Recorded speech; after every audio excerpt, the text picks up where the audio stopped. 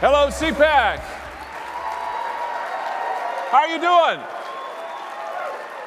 Didn't anybody tell you that you're supposed to be canceled? You didn't get the memo. You're supposed to ask permission before you came here today. It's great to see you. It's great to be here among patriots. And I tell you what, can I just tell you, speaking of being canceled, the last 6 weeks, the radical left, their corporate allies, the liberal media have tried to cancel me, censor me, expel me, shut me down, stop me from representing the people of Missouri, stop me from representing you. And guess what? I'm here today. I'm not going anywhere, and I'm not backing down. Not a chance. Not a chance. And neither are you, am I right? You're not going to back down. You're not going anywhere. I just want to say to those people who say to us, oh, you're the past.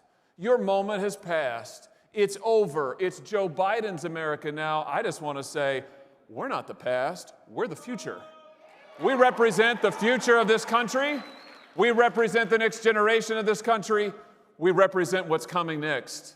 And there is no way that we're going to back down. We're not going to back down to the woke mob. We're not going to back down to the cancel culture. We're not going to be told what we can say or do. But listen, we've got to be honest, and we got to face the challenges that are in front of us. And I tell you what, you know this or you wouldn't be here. You know that we are facing a crisis in our country. This is one of the great moments of crisis in American history. We're facing a fight for the republic itself, and we are facing an unprecedented alliance of radical liberals and the biggest, most powerful corporations in the history of the world. They are standing together. You know who I mean. People like Google, Facebook, have you heard of them? Twitter. These companies have more power than any companies in American history, and they're allying with the radical left to try to impose their agenda on this country. They want to run this country, and if we don't do something, they are going to. And we've got a word for that. It's called oligarchy. And that's what we're facing in America right now, and we've got a basic choice. We can have a republic where the people rule, or we can have an oligarchy where big tech and the liberals rule, and that is the choice, that is the challenge that we face today. It's a perilous moment. We have to stand up and take our stand on the Constitution of the United States and the Declaration of Independence, because last time I checked, the Declaration of Independence said that our inalienable rights to life and liberty come from God and not from government. Is that right? I mean, am I forgetting something? And I also thought, last I checked, I thought that the Declaration said that our rights come from God, not from Google. Is that right? I mean, last I checked. But that's the fight of our time, to make the rule of the people an actual thing again, to restore the sovereignty of the American people. You know what? That's always been the fight. That's the fight of liberty. That's been the fight of liberty since the beginning of human history. You've always got a small group of people who think they know best, and they ought to be in charge, and they ought to be able to tell us what to think and do. And today, that's the big corporations and the liberal elites. That's the oligarchy. And what are we fighting for? It's the same thing our founding fathers fought for. We're fighting for the rule of the people. We're fighting to be able to have our own say. We're fighting to be able to run our own government. We're fighting to have real self-government in America, and that's what we're about. You know, you can see where the oligarchs want to take us. Just look at the last 2 months. The last 2 months, the big tech corporations have deplatformed conservatives left and right, shut them up, shut them out, shut them down. Heck, they censored the President of the United States. If they can censor him, they can censor any American citizen. And I've got my own experience with this, unfortunately. You know, on January the 6th, I objected during the Electoral College certification. Maybe you heard about it. I did. I stood up.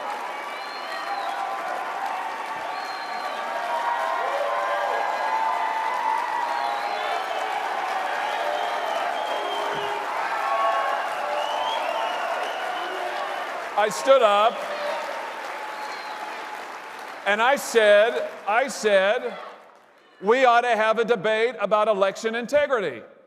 I said it is the right of the people to be heard, and my constituents in Missouri want to be heard on this issue. And so I did what, by the way, I did what our Democrat friends, my Democrat colleagues have done in every single election where a Republican president has won for the last 20 years. Do you know they've objected to 11 different states in certifications over the last 25 years, 3 different presidential elections?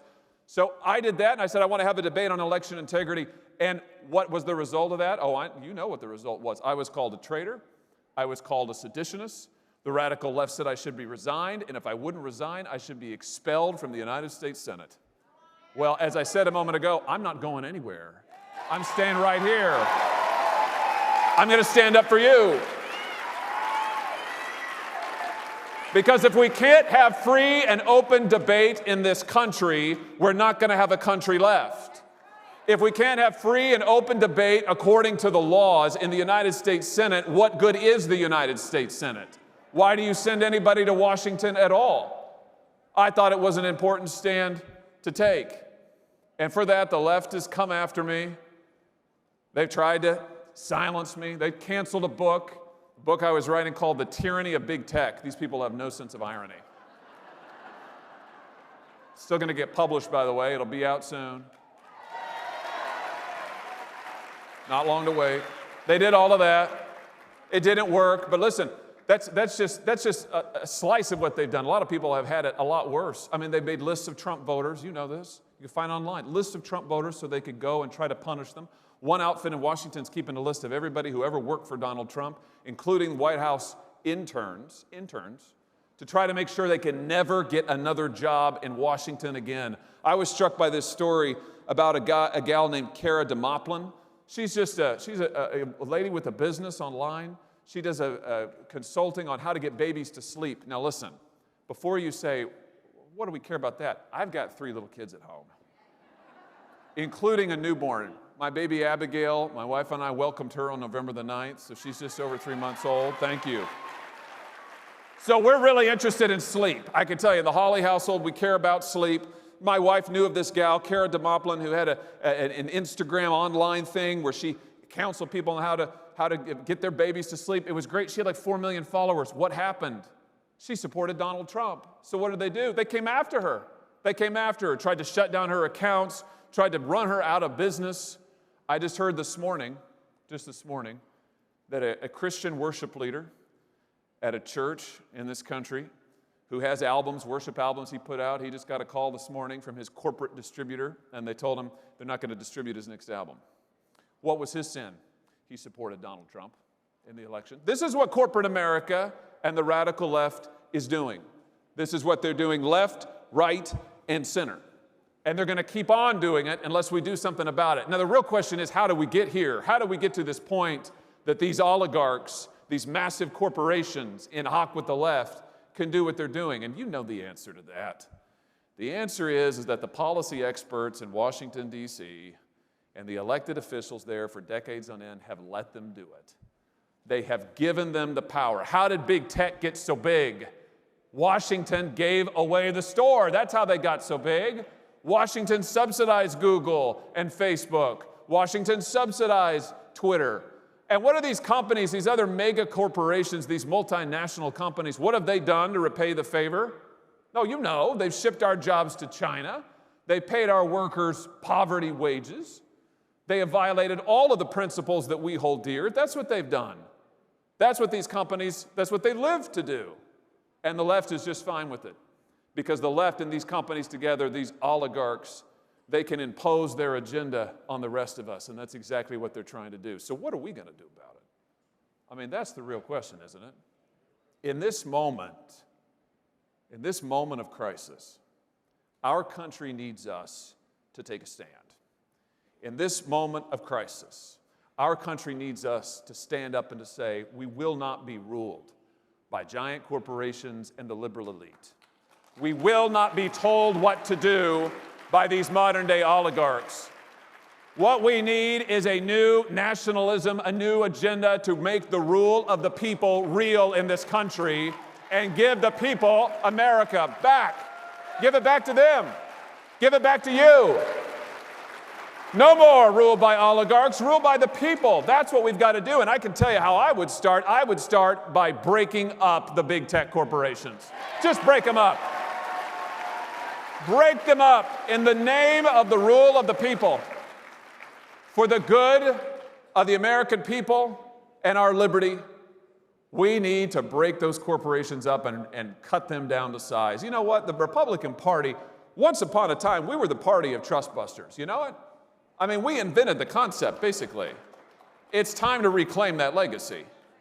It's time to reclaim that legacy. And not just for big tech, but for all of the huge multinational corporations that have sold us out to China, that have sold out our workers, that have sold out our jobs. They need to be broken up. And we need to have free, fair competition in this country again. That's what it means for the people to rule. We've got to stand up to China and not allow them to continue to push us over, to take our jobs, to cheat on trade. We've got to put American workers first, not illegal immigrants. Can I just say, by the way, on that subject, just on the subject of immigration, you know, we get told all the time, oh, if you believe in a border, if you think that borders actually matter, if you think that citizenship actually matters, well, my goodness, I mean, you're a bigot. You're backwards. Can I just try to enlighten our liberal friends for a second? We believe in borders because we believe in citizenship. And we believe in citizenship because we believe in America. Citizenship, you know, where I come from in Missouri, I grew up in rural Missouri, small town right in the middle of Missouri. It's a working class town full of good folks working hard to make it every day. And I can just tell you, where I grew up, we believe in citizenship because we're proud of it. We're proud to be Americans. And when you come to America, you join a family. And in this family, we stick up for one another. We protect one another. We believe in one another. That's what citizenship means. That's why it's worth protecting. That's why we need a border. Do you agree? I mean, that's what it is. And we've got to resist the attempts of the oligarchs to divide us. You know, they will only succeed at the end of the day. They will only succeed if we do nothing and if we allow ourselves to be divided. You can see what their strategy is. I mean, we saw it this whole last year. We heard endlessly from corporate media, from big tech, from the left, how terrible our country is. We heard that we are systemically racist. You heard that once or twice? We heard that the real founding of the country wasn't in 1776, it was in 1619 or whatever. You know, we heard that America is founded in lies and evil. I mean, that's what we've been told. All of that is false. All of that is a lie. America is not a perfect place, but it's a good place. More than that, it's a great place. It's the greatest nation in the history of the world. And part of standing up to the oligarchs in tech and in the media and the liberals is reclaiming our history and saying it is good, and we are proud to be Americans. We're proud to have lived in a country that started with nothing and became the greatest country in the face of the earth. We're proud to live in a country that liberated slaves, that liberated a continent that was under the thumb of Nazi dictatorship, that rebuilt the entire world after a world war. We did all of that. This nation did all of that. And are we perfect? Of course we're not perfect. It's like your pastor says at church. Have you heard this? He said, have you ever been to a perfect church? The answer, I mean, I haven't ever been. Maybe you have. The answer is no, of course not. Why? Because it's full of people. You know, every church is full of people. America's full of people, but it's full of good people. It's full of good people who continue to seek the light and continue to strive towards that more perfect union. Now, my friends, it's up to us to stand up and to remind our fellow Americans of what we believe together, of what we love together, and to tell the oligarchs who want to rule this country that their day has passed, that we are going to stand for the liberty that our forefathers fought and died for, and we are going to make it real again in this day. We can do it. We can do it. You know, it seems now in this moment like the oligarchs and their allies are so powerful, but the truth is that the strength of America is always in the unheard voices of its people all across this great land. The strength is in you. The strength is in us together. And I just want to close with a line I've thought a lot about, a quote from Daniel Webster, who in some trying years of his own that he knew, a trying time before the beginning of the Civil War, he used to end his speeches in the United States Senate by saying, "Union now, union forever." What he meant is that for those who said that America's time had passed, that the country was hopelessly divided, that it was irredeemable, sound familiar? He said, no, union now, union forever. I just want to say, my friends, America now, America first, America forever. God bless you. It's great to be with you. Take care. Thank you so much.